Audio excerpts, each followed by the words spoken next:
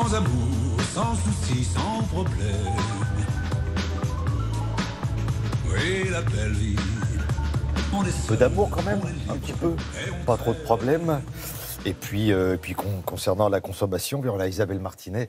Tous mes voeux, Isabelle. Bonne année à vous, Thierry. Bonne année à vous qui nous regardez. On vient à peine de tourner la page 2018. Et est-ce qu'on a déjà une petite tendance de ce que sera la consommation en 2019 ?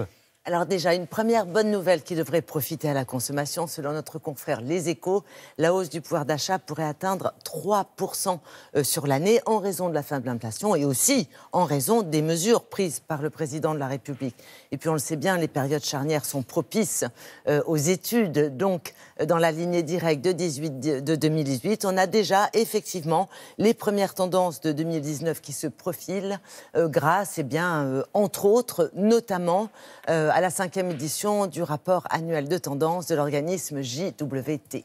Alors, les points clés pour cette année 2019 ? Alors, deux grandes tendances ressortent. D'abord, évidemment, le développement d'une offre censée répondre aux attentes générales. Et puis, on devrait mieux prendre en compte les attentes spécifiques de certaines catégories de consommateurs d'aujourd'hui. Les attentes générales, justement, quelles sont-elles ?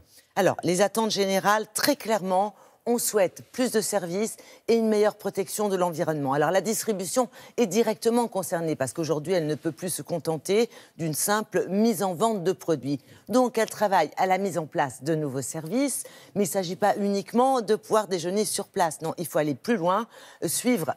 Pourquoi pas l'exemple des enseignes allemandes qui proposent des événements sur des thèmes concernant, par exemple, des ateliers de yoga et de méditation qui favorisent le bien-être, tout ça en distribution. Ouais, tiens, et en matière d'environnement ? Alors là encore, la distribution montre l'exemple. Écoutez, c'est très simple. Depuis ce matin, on a les verres, les couverts, les assiettes en plastique à usage unique qui sont déjà sortis des rayons de très nombreuses enseignes. Et ça avec beaucoup de mois d'avance. Et puis parallèlement, le mobilier en bois ou la vente en vrac ne sont plus l'apanage de la distribution bio, mais vont se développer aussi dans les supermarchés traditionnels. Quant aux marques, elles conçoivent leurs produits différemment. Prenons l'exemple des cosmétiques. On sait très bien qu'une pénurie d'eau se profile pour les prochaines années. Les marques travaillent actuellement à la conception de produits de type shampoing, après-shampoing ou gel douche, des produits du quotidien réduits en eau à 60%. Et les premiers exemples devraient sortir dans les prochains mois.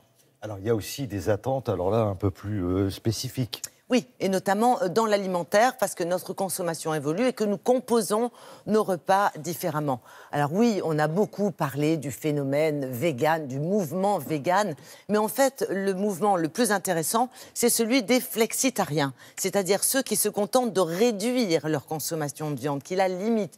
Et ils sont nombreux, ils étaient 25% en 2015, 34% en 2018, et ces consommateurs, s'ils parviennent à trouver des menus spécifiques, en ce qui concerne la formule rapide, là, l'offre est quasi inexistante. Moralité, on devrait voir fleurir les tout premiers fast-food végétariens cette année. Flexitarien, ça sera le premier mot que j'aurai appris en cette année 2019. Et ils sont ceux qui réduisent la consommation de viande. Grâce à vous. Est-ce qu'il y a d'autres attentes particulières ? Oui, absolument. Les marques devraient mieux prendre en compte les personnes en situation de handicap. Alors, il ne s'agit pas uniquement de renforcer l'accessibilité, mais il s'agit de travailler sur des produits spécifiquement conçus pour améliorer leur confort de vie. C'est vrai, par exemple, dans le domaine du design, mais c'est vrai aussi dans la technologie qui est en train de progresser dans ce sens. Par exemple, pour les personnes malvoyantes ou simplement les personnes que les écrans fatiguent, on va voir se développer des audiobooks pour pouvoir s'informer ou se divertir n'importe où, n'importe quand, par exemple, à temps perdu dans les transports. Bon, alors 2019, en conclusion, déjà. En conclusion, déjà pour 2019, en ce premier jour, 2019 sera une année de transformation parce que dans tous les secteurs, les consommateurs et les marques prennent conscience de l'importance de nos choix sur l'environnement. Ça veut dire en clair que la technologie va se responsabiliser, que les cosmétiques vont s'assainir, que la diversité va s'imposer et que la distribution va se transformer. Ça devrait offrir de jolies opportunités aux marques si elles savent les saisir, évidemment pour le plus grand bonheur des consommateurs. Merci infiniment, bravo Isabelle. Puisque vous êtes là, restez. Mais avec plaisir. On passerait bien tout à l'heure, Mais prendre un petit café. mais très volontiers. Hein, on parlera de la consommation, ce sera avec grand plaisir.